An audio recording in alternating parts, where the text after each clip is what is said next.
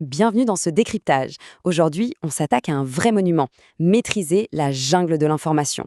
On a distillé un guide incontournable en une feuille de route claire et super pratique. C'est littéralement la méthode de survie pour les étudiants et les professionnels de santé qui veulent structurer cette compétence vraiment fondamentale. On a tous déjà ressenti ce vertige, n'est-ce pas? Cette sensation d'être totalement noyé sous une montagne de livres ou de données. C'est exactement ce que représente Internet aujourd'hui. Dénicher des données de santé vraiment fiables, c'est devenu un parcours du combattant. Et le problème, c'est que s'appuyer sur de mauvaises sources dans le domaine médical, ça peut s'avérer véritablement dangereux. Alors, ça soulève une question vraiment critique. Face à cette tsunami, comment on fait pour naviguer dans cette société de l'information ultra complexe sans se perdre complètement, ou sans tomber dans le piège des sources non vérifiées? Eh bien, la clé de tout ça, c'est ce qu'on appelle la maîtrise de l'information. L'Association américaine des bibliothèques et l'UNESCO définissent ça comme une métacompétence vitale. En gros, c'est la capacité de savoir exactement quand une information est nécessaire, puis de la localiser, de l'évaluer avec un œil critique et enfin de l'exploiter de manière adéquate. Et c'est précisément là que le CIDOC entre en jeu. Ce réseau d'experts en documentation paramédicale est sur le pont depuis 1992. Ils agissent comme de véritables facilitateurs pour accompagner les étudiants infirmiers et les guider vers une totale autonomie dans leurs recherches.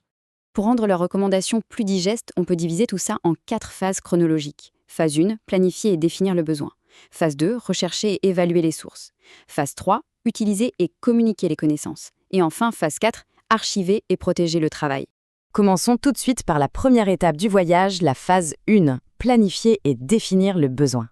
Parce que oui, avant même de taper quoi que ce soit dans un moteur de recherche, il faut se poser. Il s'agit d'abord de prendre conscience du besoin d'informations spécifiques. Ensuite, il faut bien définir le périmètre et identifier le vocabulaire nécessaire. Et surtout, étape cruciale, il faut évaluer le temps requis pour mener à bien cette recherche de manière réaliste. Ce qui nous amène logiquement à la phase 2, rechercher et évaluer les sources. Fini les recherches hasardeuses sur les navigateurs web grand public. Pour trouver des documents académiques pertinents, on passe aux outils de pro. On parle ici de catalogues dédiés comme le SUDOC ou de thésaurus spécialisés comme celui de la BDSP et Ascodopsy. Ce sont les outils essentiels pour cibler juste. Mais attention, trouver un document ne suffit pas. L'étape suivante, c'est l'évaluation en rafale. Il y a 6 questions expresses à se poser systématiquement. Qui, à qui, pourquoi, comment, quand et où. C'est le test ultime pour révéler instantanément la fiabilité et l'objectif de n'importe quelle source. Et en appliquant cette fameuse grille, la différence saute aux yeux. D'un côté, on a les sources collaboratives, comme les wikis, les réseaux sociaux ou les sites grand public, qui sont à prendre avec d'énormes pincettes. Et de l'autre, on trouve les sources scientifiques, celles qui sont rigoureusement validées par des éditeurs spécialisés et issues de bases de données professionnelles. Le contraste est total. On passe maintenant à la phase 3. Utiliser et communiquer les connaissances. Pour ne pas se retrouver complètement submergé par une montagne de documents, la meilleure astuce, c'est de s'équiper. Il est fortement recommandé d'utiliser des logiciels libres et gratuits comme Zotero. C'est absolument génial pour organiser et gérer facilement ses bibliographies sans s'arracher les cheveux. Et pour que la mécanique de la recherche prenne vraiment tout son sens, il faut s'immerger dans la littérature professionnelle. S'appuyer sur des revues établies, ça permet d'ancrer profondément les concepts académiques dans la réalité brute du terrain et de la pratique soignante.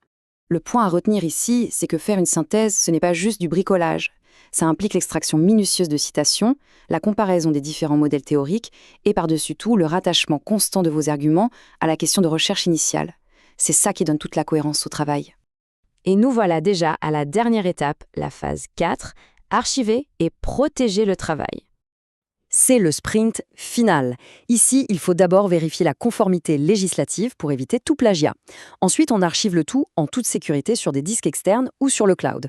Et la troisième étape, assumer une coupure épistémologique. En clair, il faut savoir prendre du recul et se détacher de son sujet pour garantir une objectivité totale. Tout ce parcours nous amène à cette citation tirée de la source qui résume parfaitement l'idée. Une bonne gestion de l'information est un enjeu professionnel, individuel et collectif. On voit bien que ça va bien au-delà d'un simple devoir scolaire, c'est le socle même de la rigueur professionnelle. Alors on termine sur cette réflexion pour aller plus loin. En maîtrisant ce processus d'investigation ultra structuré, comment l'application de ces compétences fondamentales va-t-elle concrètement élever la future pratique clinique et, in fine, les soins prodigués aux patients? C'est le véritable but de tout ça, utiliser cette information en béton pour exceller sur le terrain.